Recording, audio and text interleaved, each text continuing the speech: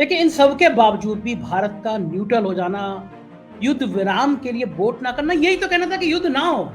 कोई भी पढ़ा लिखा व्यक्ति, कोई भी संवेदनशील व्यक्ति इस बात की तारीफ नहीं कर सकता कि किसी की तरफ से भी मिसाइल आए, वो हमास की तरफ से आए, वो इजराइल की तरफ से आए, उसमें असहाय और बेकसूर लोग मारे जाएं, छोटे छोटे बच्चे मर रहे हैं, महिलाएं मर रही हैं, बुजुर्ग मर रहे हैं, अस्पताल में लोगों में मिसाइल डाली। ये हिंसा, राक्षसी प्रवृत्ति, इसको तो रोकना ही चाहिए। लेकिन भारत ऐसे मौके पे तटस्थ रहा। मुझे नहीं याद है कि आजादी के बाद से कहीं दुनिया में युद्ध रोकने की बात हुई हो, भारत ने पहल ना की हो। ब्रह्म जिस तरह से शांत रहता है और शांति का भी मूल स्वरूप स्वयं ही शांति है, उस प्रार्थना, उस ज्ञान को देने वाला देश, उसकी सरकार उसके विपरीत अगर आचरण करे तो इससे ज्यादा दुर्भाग्यपूर्ण जो है कोई बात हो नहीं सकती। चुनाव में धांधलेबाजी का संकेत आ रहा है भारत की कुंडली के अनुसार। चुनाव परिणाम तो इनके लिए वास्तव में इनके लिए बहुत ही अपमान की स्थिति पैदा करने वाले। आज लोग मुझे जान पाए हैं तो बिकॉज ऑफ 4 PM। आपका चैनल लगभग हर जगह पर इतना देखा जाता है। 4 PM हमने जो है बाकी चैनलों को छोड़ करके, खासतौर से गोदी मीडिया तो बिल्कुल ही यहाँ पर बंद है, टोटल बंद है। जहां हम राम राज्य की बात कर रहे हैं, जहां देश का सबसे बड़ा तीर्थ स्थल बनने जा रहा है, वहां पे इतनी लूट हो रही है, तो भगवान इस लूट को होने क्यों दे रहे हैं? मेरी ये समझ में कभी नहीं आता कि भगवान को नहीं दिख रहा है कि उनके मंदिर के नाम पे जमीनें लूट रहे हैं, उनके मंदिर के नाम पे जमीनों पे कब्जा कर रहे हैं। ऐसा कैसे होता है? ये इसका क्या कारण है? तो ये राम के नाम पर, ये राम को जानते ही नहीं है। राम के नाम पर जो सत्ता में आए हैं, तो पहली बात तो राम को जानना चाहिए। देखिए, राम ने इंडिया एलायंस की तरह गठबंधन किया था।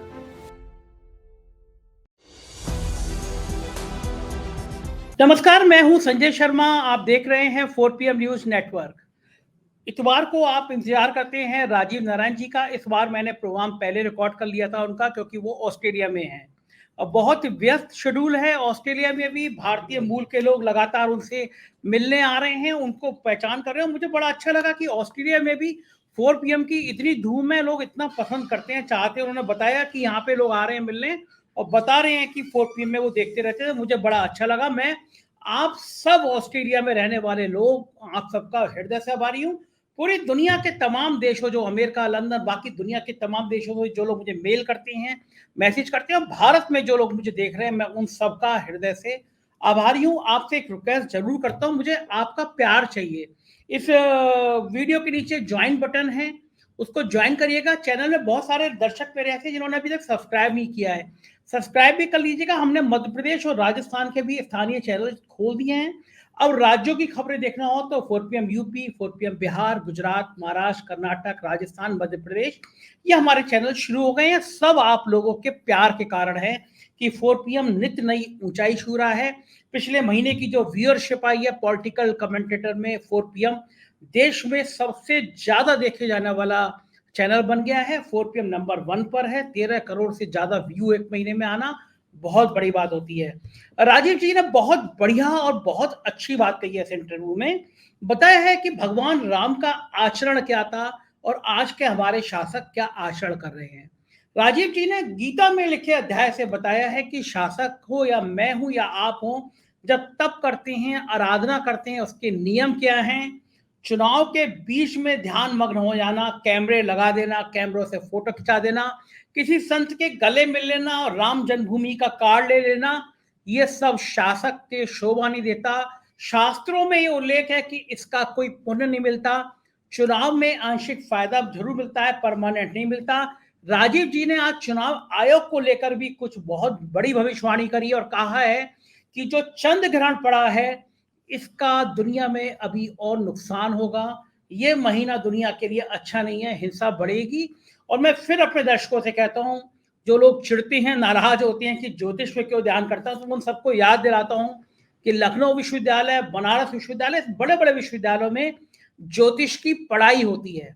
सुप्रीम कोर्ट ने भी कहा कि ज्योतिष एक विधा है। तो जो लोग आलोचना करते हैं कि ज्योतिष से क्यों बात कर लेते हैं, मैं उनसे विनम्र अनुरोध करता हूं कि अगर आपको पसंद नहीं है एस्ट्रोलॉजी तो आप इस वीडियो को मत देखिएगा।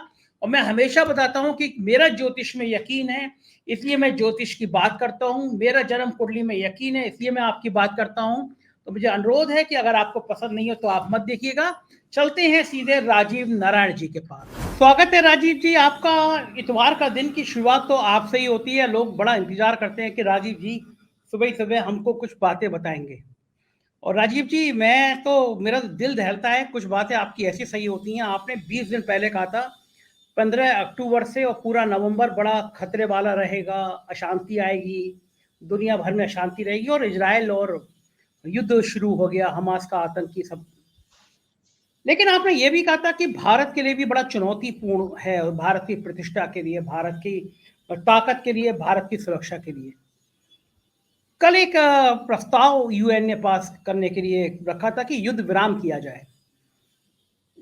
और भारत चूंकि गांधी का देश है, हम हमेशा पूरी दुनिया में अहिंसा का संदेश देते रहे हैं, लेकिन भारत ने उसमें वोटिंग नहीं करी। इसलिए नहीं करी कि इजराइल के संग खड़े होने में उसके हिंदुत्व वाली फीलिंग आती है उसको। अगर वो फिलिस्तीन के संग खड़ा होगा तो मुस्लिमों के समर्थन वाली फीलिंग आएगी, जबकि अटल बिहारी वाजपेयी जैसे नेता हमेशा फिलिस्तीन का समर्थन करते रहे, क्योंकि सब जानते हैं इजराइल ने गलत तरीके से फिलिस्तीन की जमीन हड़पी है। लेकिन इन सब के बावजूद भी भारत का न्यूट्रल हो जाना, युद्ध विराम के लिए वोट ना करना, यही तो कहना था कि युद्ध ना हो। कोई भी पढ़ा लिखा व्यक्ति, कोई भी संवेदनशील व्यक्ति इस बात की तारीफ नहीं कर सकता कि किसी की तरफ से भी मिसाइल आए, वो हमास की तरफ से आए, वो इजराइल की तरफ से आए, उसमें असहाय और बेकसूर लोग मारे जाएं, छोटे छोटे बच्चे मर रहे हैं, महिलाएं मर रही हैं, बुजुर्ग मर रहे हैं, अस्पताल में लोगों में मिसाइल डाली। ये हिंसा, राक्षसी प्रवृत्ति, इसको तो रोकना ही चाहिए। लेकिन भारत ऐसे मौके पे तटस्थ रहा। मुझे नहीं याद है कि आज़ादी के बाद से कहीं दुनिया में युद्ध रोकने की बात हुई हो, भारत ने पहल ना की हो। पहली बार भारत एक ऐसे देश के रूप में सामने आ रहा है जो युद्ध रोकने की बात नहीं करता, जबकि हमारा देश अशोक का देश है, बापू का देश है, जो हमेशा अहिंसा की बात करता है। क्या वाकई में ग्रह नक्षत्र भारत के ऐसे खराब हो गए हैं, सरकार के खराब हैं, कि हमारी छवि आज ऐसी धूमिल हो रही है? प्रियंका गांधी ने ट्वीट किया आज सुबह कि मैं देख के स्तब्ध हूं कि युद्ध विराम में भारत का इस तरह बायकॉट करना, क्या ये कुछ गिरोह का खेल है कि मति मारी जाती है? मैं कहूंगा मति भ्रम हो जाता है। आदमी तटस्थ कैसे हो सकता है? इस विनाश लीला को रोकने की पहल क्यों नहीं करता? देखिए, दुनिया के लोगों को, आपके दर्शकों को मैं एक चीज बताना चाहता हूं। हमारे स्क्रिप्चर्स में, वेदों में शांति की जो प्रार्थना की, मैंने आपके पिछले कुछ प्रोग्राम में, 2-3 प्रोग्राम पहले उस प्रार्थना को पूरा पढ़ के सुनाया भी था, आज भी सुनाता हूं। उससे सुंदर ना शांति की प्रार्थना की कल्पना की जा सकती है, सोचा ही नहीं जा सकता। तो मैं प्रार्थना से शुरू करता हूं, आपके प्रश्न का जवाब भी इसी में दूंगा। ओम द्यौ शांति अंतरिक्ष घूम शांति पृथ्वी शांतिरापः शांतिरोषधः शांति वनस्पतः शांतिर्विश्वे देवा शांति ब्रह्म शांति सर्वं घूम शांति शांतिरेव शांति सामा शांतिरेधि। इसमें ऋषि भगवान से प्रार्थना करते हैं, हे भगवान, द्यौ, द्यौ कहते हैं स्वर्गलोक को, जो स्वर्गलोक में शांति है, अंतरिक्ष में जो शांति है, पृथ्वी में जो शांति है, पृथ्वी का मूल स्वभाव जो शांति का है, औषधि में, वनस्पति में, जल में, और ब्रह्म जिस तरह से शांत रहता है, और शांति का भी मूल स्वरूप स्वयं ही शांति है। उस प्रार्थना, उस ज्ञान को देने वाला देश, उसकी सरकार उसके विपरीत अगर आचरण करे तो इससे ज्यादा दुर्भाग्यपूर्ण जो है कोई बात हो नहीं सकती। आप कैसे विश्व गुरु बनेंगे? विश्व कहीं, अगर जो विश्व के जो इंटेलेक्चुअल लोग हैं, बुद्धिजीवी लोग, जब ये इस प्रार्थना को जो मैंने आज बोली है, जब इसका मीनिंग निकालेंगे तो बोले यार ये तो पाखंडी लोग हैं, हम लोगों को पाखंडी कहा जाएगा, हिपोक्रेट है हम, हमारे शास्त्रों में कुछ है, आचरण कुछ कर रहे हैं। तो ये आपने बिल्कुल बात ठीक कही कि इससे ज्यादा बड़ी मानवता की हत्या का आप लेटेस्ट मेमोरी में क्या एग्जाम्पल देखेंगे? ठीक है, उन्होंने जो किया, हमास ने जो किया, वो बिल्कुल प्रशंसनीय नहीं है और निंदनीय बहुत है। लेकिन आपने 7,500 निर्दोष आदमी मार दिए, 7,500 निर्दोष मार दिए, और उसके ऊपर आप निरंतर अपराध ये कर रहे हो कि उनको जो रसद पहुंचनी चाहिए, दवाइयां, खाना पीना, उसको भी आप रोके बैठे हो।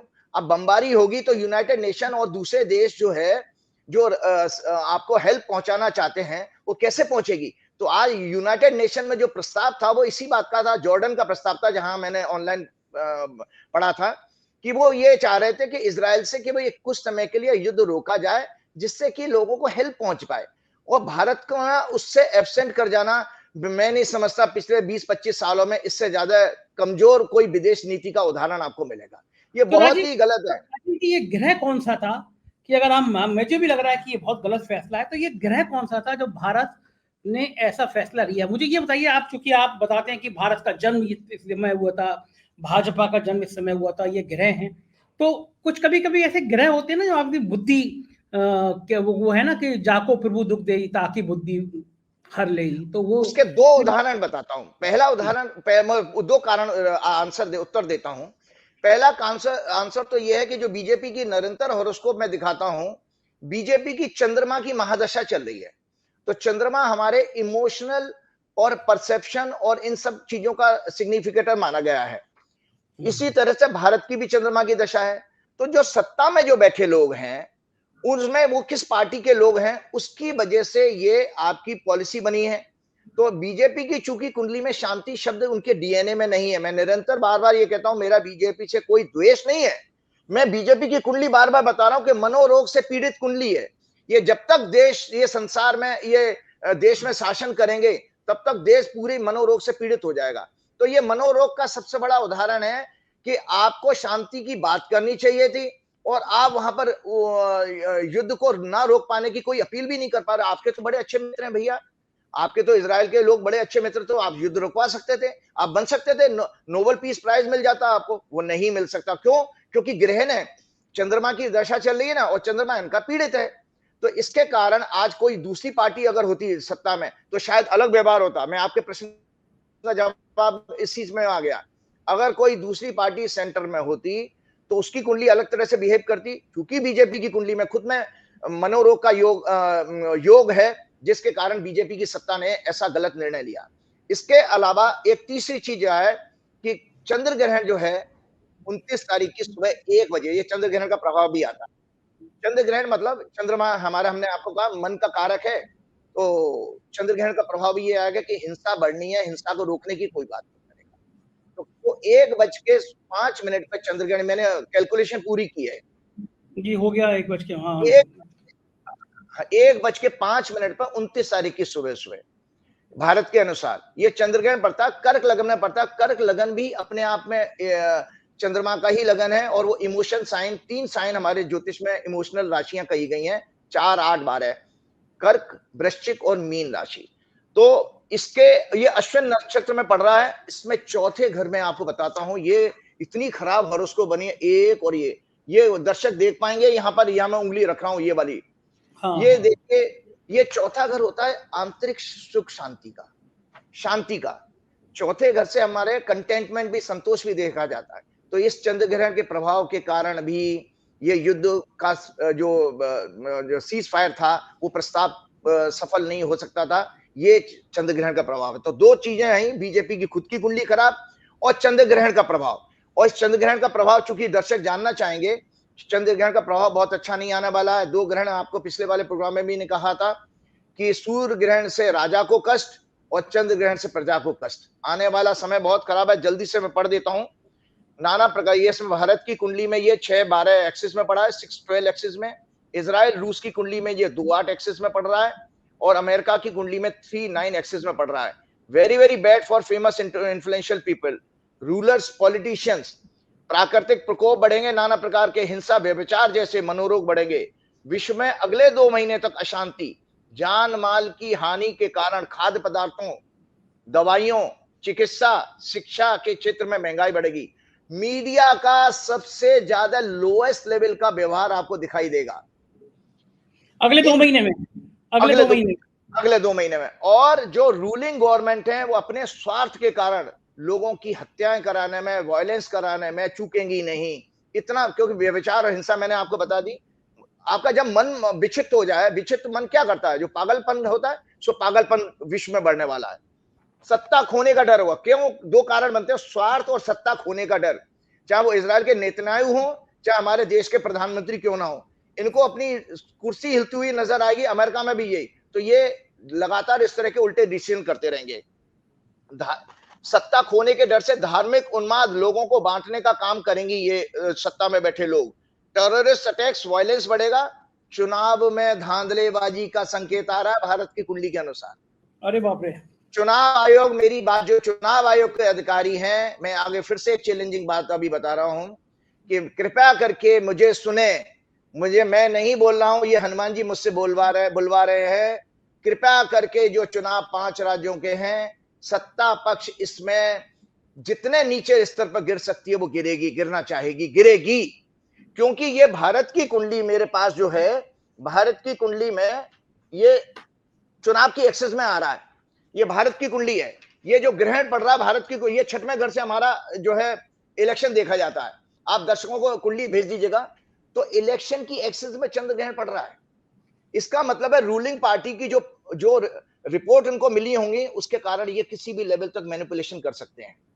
मैनिपुलेशन करने की चेष्टा करेंगे, सफल होंगे नहीं होंगे उसका भी जवाब मैं आपको देता हूं, सफल नहीं हो पाएंगे। अच्छा। क्योंकि हाँ, 30 अक्टूबर को, आज 28 तारीख है, सिर्फ 2 दिन बाद, जिसकी हम पिछले 2 महीने से मैं चर्चा कर रहा हूं कि बृहस्पति से राहु केतु बृहस्पति को छोड़ देंगे, मुक्त कर देंगे। तो बृहस्पति हमारे ब्रह्मांड का विजडम का सिग्निफिकेटर है, नॉलेज का सिग्निफिकेटर है। बृहस्पति के कारण ये इनकी साजिशें नाकामयाब होंगी। ये किसी भी मैनिपुलेशन को, किसी भी मेलाफाइड चीजों को कर नहीं पाएंगे सत्ता के लोग।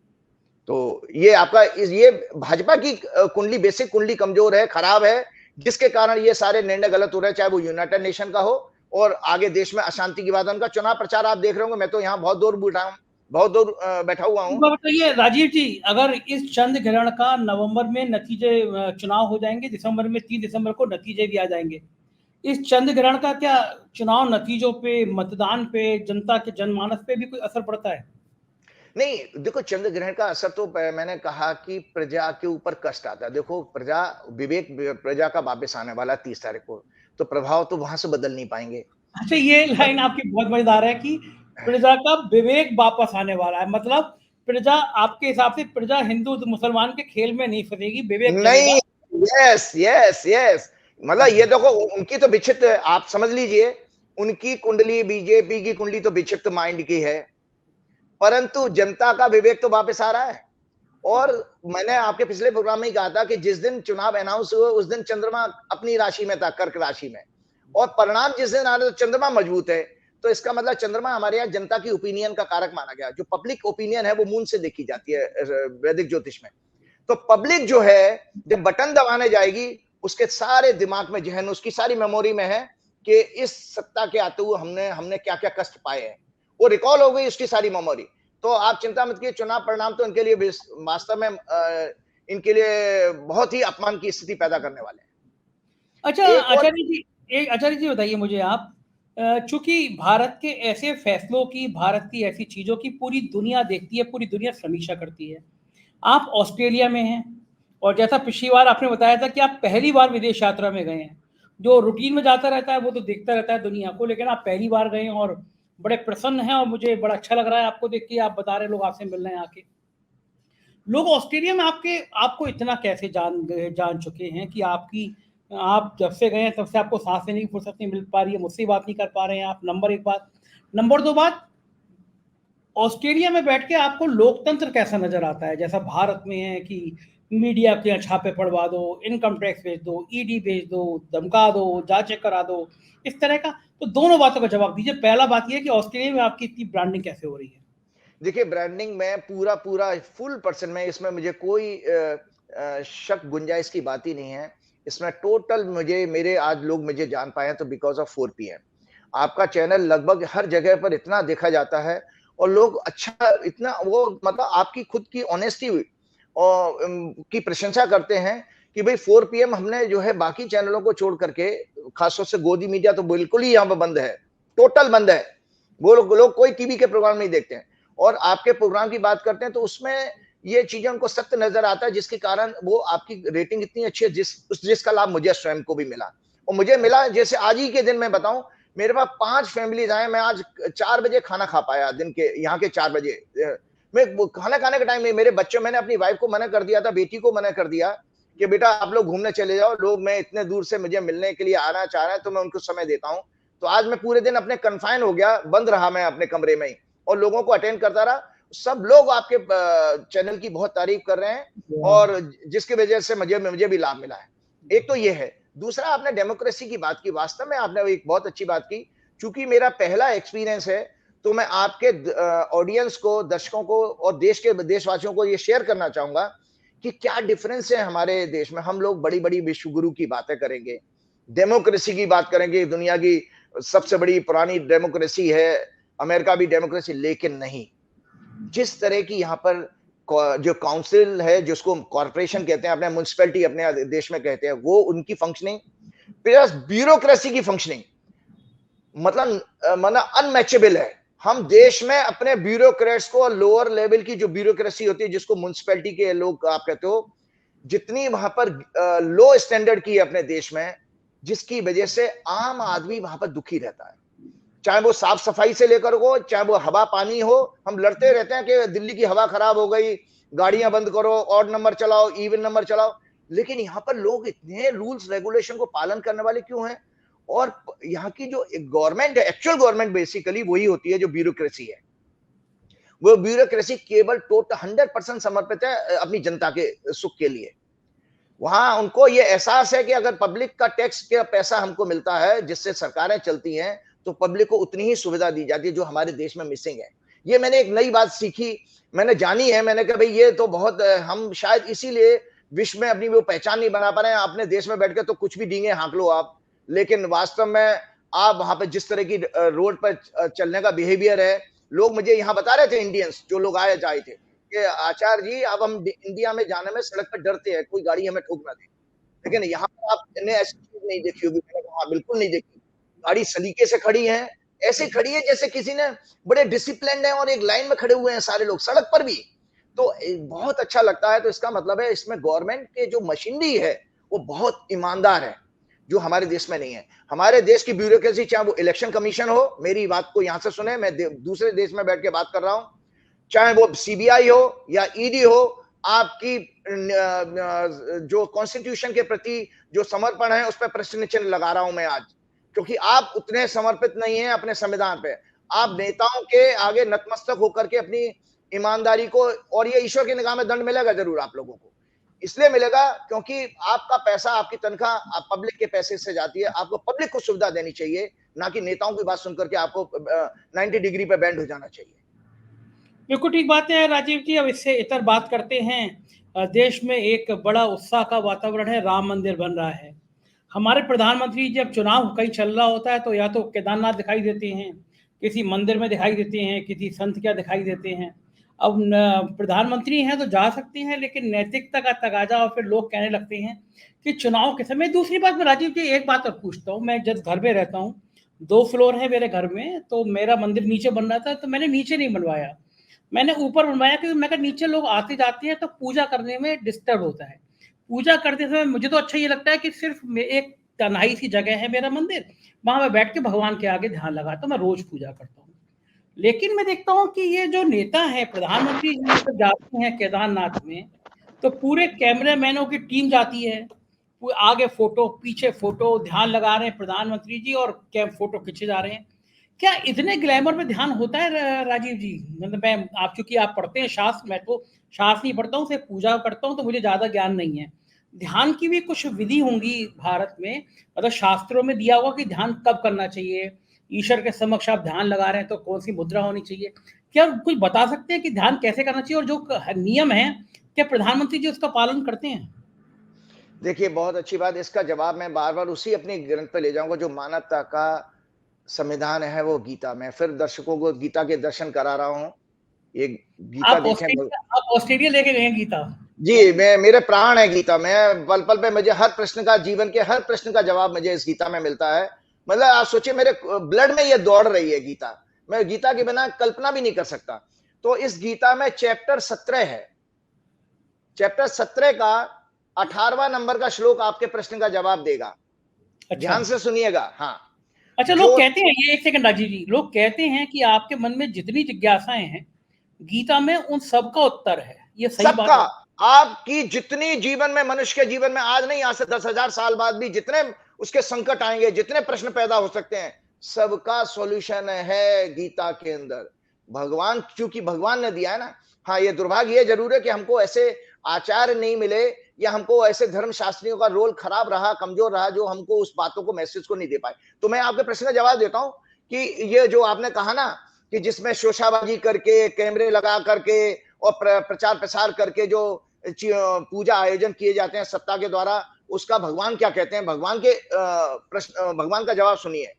भगवान अर्जुन से कहते हैं, हे अर्जुन, जो तप, सत्कार, मान और पूजा के लिए किया जाता है, मान और पूजा समझ गए ना, तथा अन्य किसी स्वार्थ के लिए किया जाए, स्वभाव से या पाखंड से किया जाए, जवाब आ रहा है आपका, वह अनिश्चित एवं क्षणिक फल देने वाला होता है।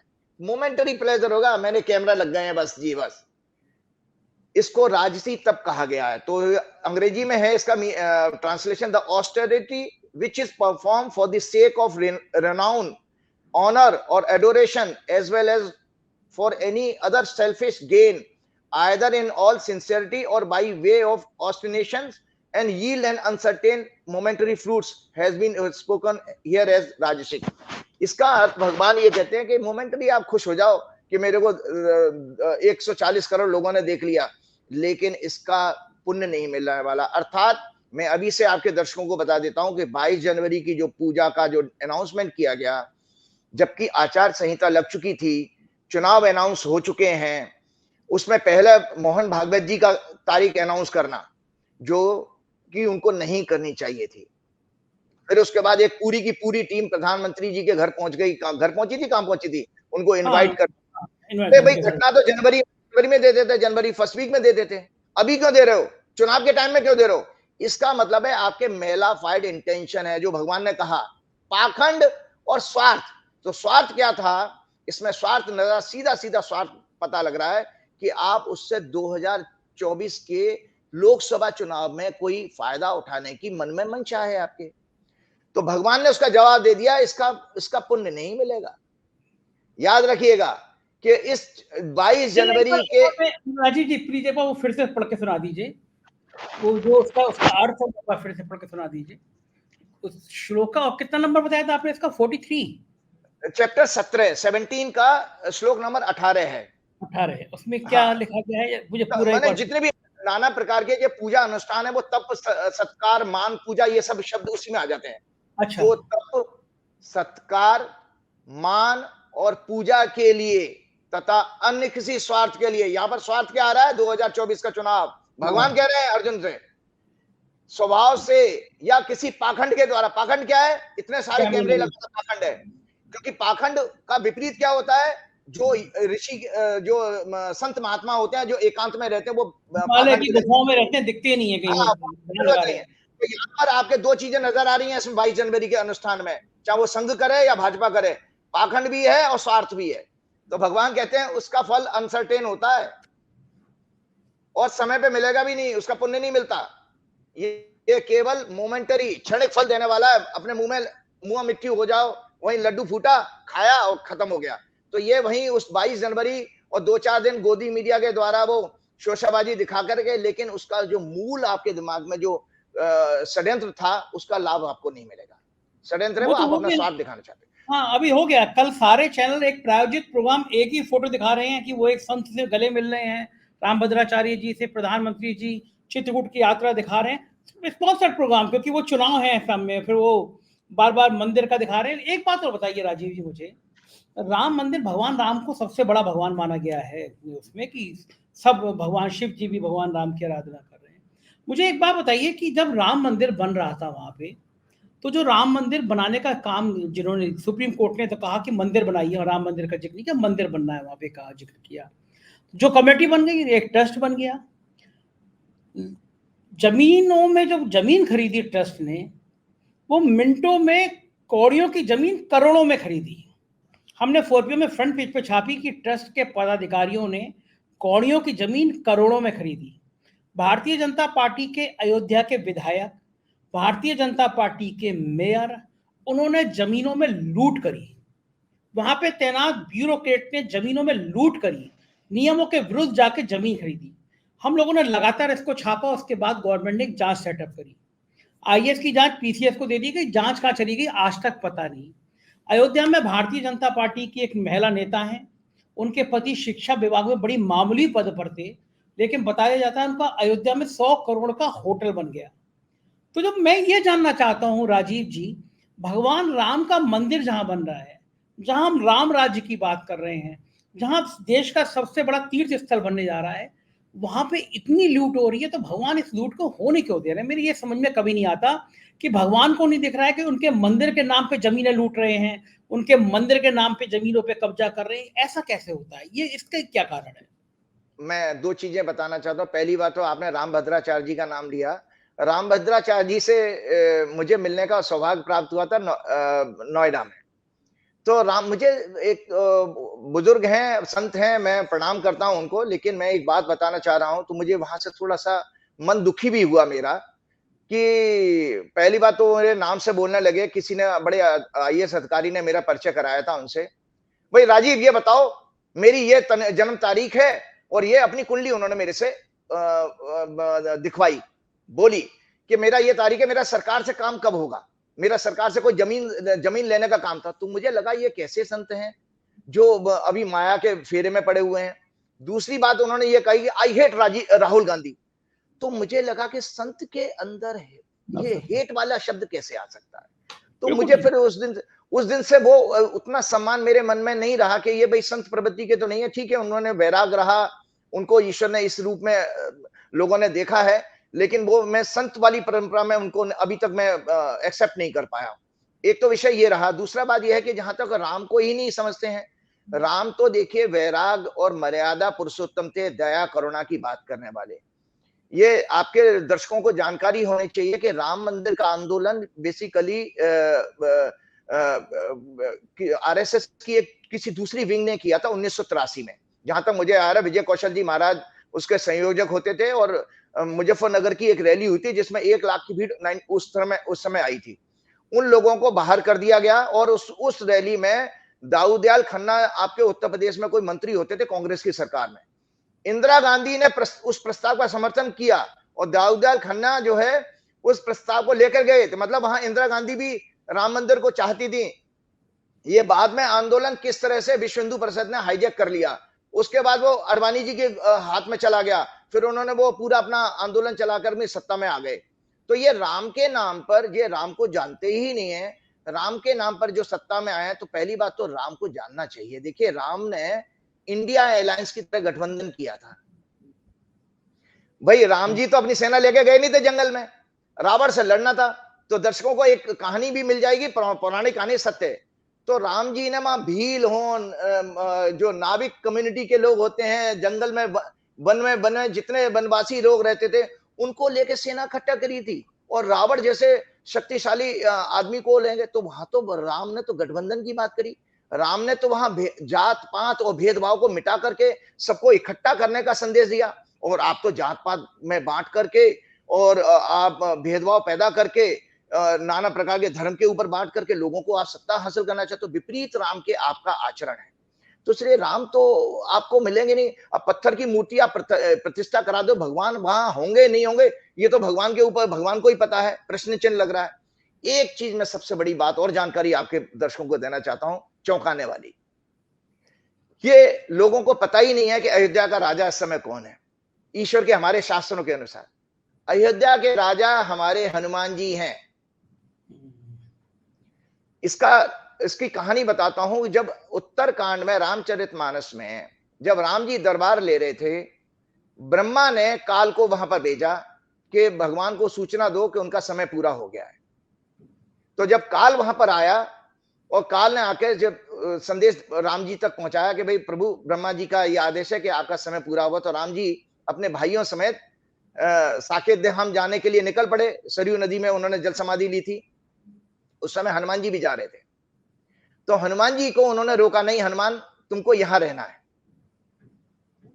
तुमको यहां पर रहना है और अयोध्या का शासन तुमको ही देखना है। तो आप लोगों को, दर्शकों को, जितने भी राम कथावाचक है, कथावाचक बेसिकली स्टोरी टेलर होते हैं, कहानियां ही तो सुना रहे हैं, उनको भी उन्होंने पता नहीं आज तक दर्शकों को बताया नहीं बताया कि चूंकि अयोध्या का राजा उन्होंने अपने पुत्र को नहीं बनाया था। अमूमन क्या होता है कि पिता का जो राजाभिषेक पुत्र को मिलता है, तो लव कुश अयोध्या का राजा नहीं है।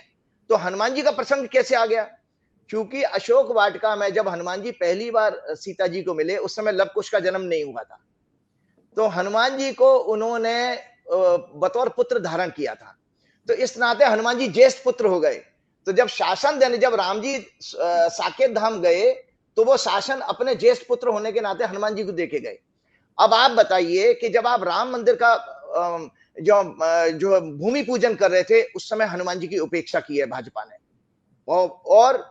और ये क्या नाम है, आरएसएस के लोगों ने भी। और आज प्राण प्रतिष्ठा करने जा रहे हो, जबकि पूरा मंदिर नहीं बना है, केवल गर्भगृह बनना है। आप आधे अधूरे मकान में आप पूरा मकान बनाना चाहते हो, कहां का लॉजिक है? पूरा मकान बनाना चाहते हो, उसमें एक कमरा बना करके भगवान को आप वहां पर रुकवाने के लिए आए हो, भगवान की प्रतिष्ठा करा रहे हो। अरे पूरा हाउस तैयार होता, तब उसके बाद प्राण प्रतिष्ठा होती तो बात अलग थी। विश्व में क्या संदेश जाएगा? इसमें सीधा सीधा आपका मोटिव मेलाफाइड मोटिव है, क्योंकि आपका 2024 का चुनाव है, पता नहीं अगले चुनाव में आपकी सरकार हो या ना हो, इसलिए आपने जल्दबाजी में एक कमरे में भगवान को बैठा करके अपनी ये किया वो किया और अपने लेके भाग लिए, वो वाली बात होती है ना। तो ये बेसिकली ये राम मंदिर के प्रतिष्ठा का समय होना ही नहीं चाहिए। लगन शुभ है, मैंने देख लिया उस दिन कैलकुलेशन करके, जिन आचारों से निकलवाया वो 22 जनवरी की तारीख तो किसी तरह का उसमें खोट नहीं निकल सकता, नकारात्मक नहीं है। लेकिन परंतु एक शास्त्र का लॉजिक ये है कि जब तक वो पूरा मंदिर नहीं बनता, तब तक प्राण प्रतिष्ठा नहीं होनी चाहिए थी। क्योंकि मैंने आपके दर्शकों को आपके पिछले प्रोग्राम में शेयर किया था, मैं भी एक हनुमान जी के मंदिर से जुड़ा। पूरा मंदिर बनने के बाद कंपनी के वारे न्यारे हो गए, कंपनी में हजारों करोड़ की उनकी कैपिटल बढ़ गई। तो ये होता पुण्य का प्रभाव। तो तीसरी बात ये बता दो कि हनुमान जी के बिना प्रसन्न किए आप राम जी को कैसे समझ सकते हो?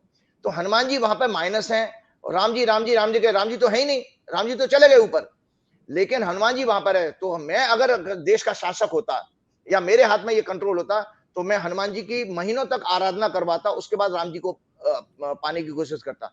जो मंदिर हमने पूना में बनाया, वहां पर भी हमने साइड में मेन मुख्य मूर्ति हमारी हनुमान जी की रही है, साइड में राम जी सीता जी को है, कि मतलब हनुमान जी को आशीर्वाद देने के लिए राम जी सीता जी आए हैं दूसरे लोक से।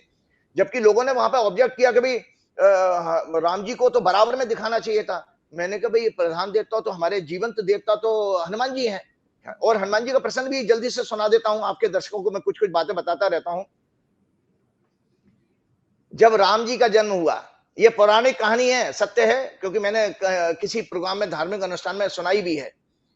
तो शिव जी ध्यान मग्न थे और भोलेनाथ का ध्यान टूटा, और उन्होंने तुरंत पार्वती जी को, अपनी पत्नी को कहा कि मुझे पृथ्वी पर लोक पर जाना है। तो बोले आपका तो जन्म होना नहीं है। बोले मुझे अपने प्रभु की सेवा करने जाना है। तो राम जी की सेवा करने के लिए शिव जी ने वहां पर संकल्प लिया।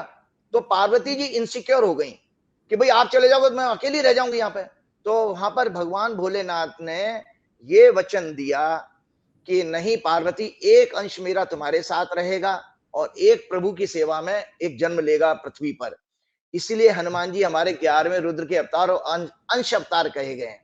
तो हनुमान जी नहीं है, वो साक्षात शिव हैं। बिना हनुमान जी के पूजा किए हुए ये अनुष्ठान नहीं होना चाहिए, गलत समय है सिर्फ इस बात के लिए कि वो पूरा प्रोजेक्ट कंप्लीट नहीं है।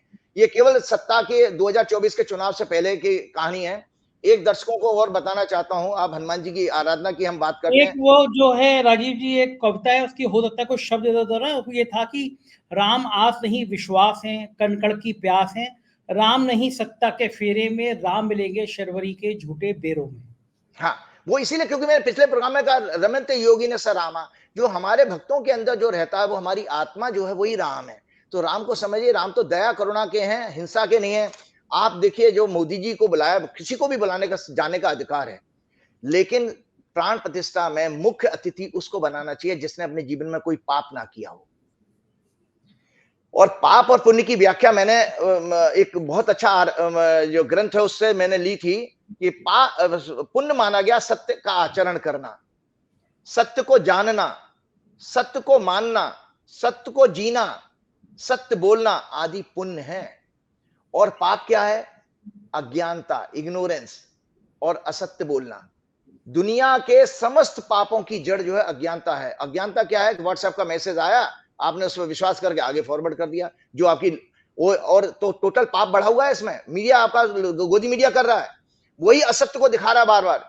वो ये नहीं दिखा रहा है कि जो है सिविलियंस छोटे बच्चे मारे जा रहे हैं, 7,500 लोग हत्याएं हो गई है, मानवता की हत्या हो गई है, लेकिन वो वहां पर हिंदू मुसलमान करने के चक्कर में लगे पड़े। टोटल पाप है। इसके अलावा पाप को माना गया निंदा करना, काम, क्रोध, मोह, ईर्ष्या और चुगली करना। हमारे मोदी जी तो उसमें लिप्त रहते हैं, हमेशा बिजी रहेंगे उसमें। तो भैया उनको बुला करके कहा, प्रधानमंत्री होने के नाते ठीक है होंगे प्रधानमंत्री, ये किसी वैरागी संत के द्वारा होना चाहिए था, जो उसका सही मायने में जो है उसका वो क्या ना चाहिए राइट पर्सन हो सकता था। एक हनुमान जी की बात मैं के आपका प्रोग्राम के लिए बस क्षमा चाहूंगा। नहीं बाबा, बताइए, आपने वो लाइन नहीं सुनी, एक अकेला सब पर भारी। वो तो अहंकार है आपका, और अहंकार भगवान को सबसे ज्यादा अगर नाराजगी अगर किसी चीज से होती है तो आपके अहंकार से। उन्होंने रावण को नहीं मारा, रावण से मरने के बाद तो ब्रह्म ज्ञान प्राप्त किया है। उन्होंने केवल रावण को अहंकार के कारण मारा था, केवल उसके अहंकार को मारने के लिए उसका अंत हुआ है। तो अहंकार तो किसी का नहीं, वो एक अकेला भारी, वो तो सब यहीं रह जाना है।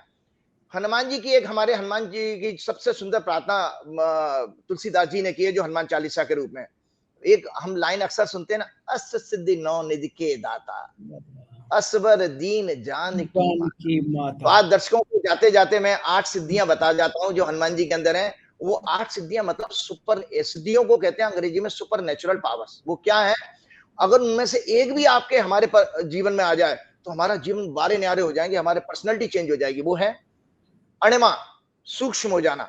साइज छोटा कर लेते थे हनुमान जी, अणिमा, वो सूक्ष्म हो जाना। उसको डे टू डे लैंग्वेज में हम कैसे देंगे, ह्यूमिलिटी। जब आप विनम्र होते हैं तो छोटे हो जाते हो। तो आप अगर अपने पर्सनैलिटी में विनम्रता लाएंगे तो आप छोटे हो गए। तो हनुमान जी की सिद्धि मिल गई अणिमा। और पावर टू एबंडन ईगो, जब अहंकार छोड़ देते हो, एक अकेला सब पे भारी, इसमें तो आप अपना साइज बढ़ा करने की कोशिश कर रहे हो, छोटे नहीं हो रहे हो, घमंड आ गया। तो घमंड छोड़ना और विनम्रता, इससे आपकी अणिमा जैसी सिद्धि का लाभ होता है। दूसरी है महिमा, विशाल रूप धारण करना। हनुमान जी अपना साइज बढ़ा लेते थे, तो उसको कैसे गया, एक्सपेंशन ऑफ थॉट्स, अपने वैचारिक शक्ति को बड़ा करना। आप आई के डंडे में रह रहे हो, आई से वी बन जाइए, ऐसे बाजू फैला दीजिए सबके लिए, तो हो गया एक्सपेंशन हो गया। तो ये हो गया आपका अपना आकार बढ़ाना। आपकी जेब फटी है, एक फूटी कौड़ी है, लेकिन फिर भी यार तेरी कोई ऊपर कष्ट आएगा तो मुझे बता देना, इतनी बात कहकर के आपने अपना एक्सपेंशन कर दिया। तो expansion of thoughts, personality change from I to we, ये है विशाल रूप धारण का महिमा। गरिमा, भारी हो जाना, वजन बढ़ाना। Power to take more responsibility, जब आप अपनी कैपेसिटी से ज्यादा रिस्पॉन्सिबिलिटी लेने की आपके अंदर शक्ति आ जाती है, तो वो गरिमा हो गई, भारी हो जाना। हनुमान जी अपना वजन भी तो बढ़ा लेते थे, ये सब हनुमान जी ने किया है। लगिमा, हल्का हो जाना, बहुत हल्के भी हो जाते थे, छोटे से बन गए थे। तो not to take credits of act, अगर अच्छे लीडर जीवन में बनना है तो अपना क्रेडिट लेना बंद कर दीजिए। सीधा कहिए, आप 4 PM को भी अगर सफलता मिली है तो ये कहिए it is because of my all team members. तो आप अपना छोटा बन गए, तो ये है लगिमा। प्राप्ति, इच्छित वस्तु को प्राप्त करना, ये 5वीं उनकी सिद्धि है। पावर टू अचीव डिजायर्ड गोल। 6वां है प्रकाम, जैसा चाहे वैसा रूप बदलना, ये 6वीं उनकी थी। Power to conceive visualization and change according to circumstances, परिस्थितियों के अनुसार बदल लेना, ये कहें कि अपने रूप को मॉडिफाई कर लेना आ गया। 7वीं है इशित, शासन करना, leadership quality, power to rule, governance, administrative power, ability, ये हनुमान जी के अंदर थी। हनुमान जी नीति ज्ञान के बहुत बड़े ज्ञाता थे। वश में कर लेना। Power to mould others through soft spoken speech, attitude, controlling of people, जब आप मधुर वाणी है उससे आप लोगों को वश में कर लेते हो, तो ये आपकी आखिरी सिद्धि हो गई। इस तरह से लोग आपके दर्शकों से फिर मैं क्षमा चाहूंगा, मैंने आज आपका थोड़ा वक्त ज्यादा ले लिया। बहुत अच्छा लगा आज बात करते आपसे। को हनुमान जी की अष्ट सिद्धि नौनिधि के दाता, असवर दीन जान की माता, और संकट ते हनुमान छुड़ावे, मन क्रम वचन ध्यान जो लावे। तो बस हनुमान जी को भजते रहिए। बहुत बहुत शुक्रिया, जय बजरंगबली। शुक्रिया राजीव जी, आपने समझ दिया, थैंक यू। तो ये थे राजीव जी, आपने सुना इनको और आप समझ गए होंगे कि देश के हालात क्या हैं, देश की स्थिति क्या है, राजा को कैसा आचरण करना चाहिए, राजा को कैसा व्यवहार करना चाहिए। फिलहाल मुझे आपसे उम्मीद है कि इस वीडियो के नीचे आप अपना कमेंट जरूर बताएंगे कि आपको ये प्रोग्राम कैसा लगा, अपनी राय से जरूर अवगत कराइएगा। बहुत बहुत शुक्रिया, थैंक यू, धन्यवाद।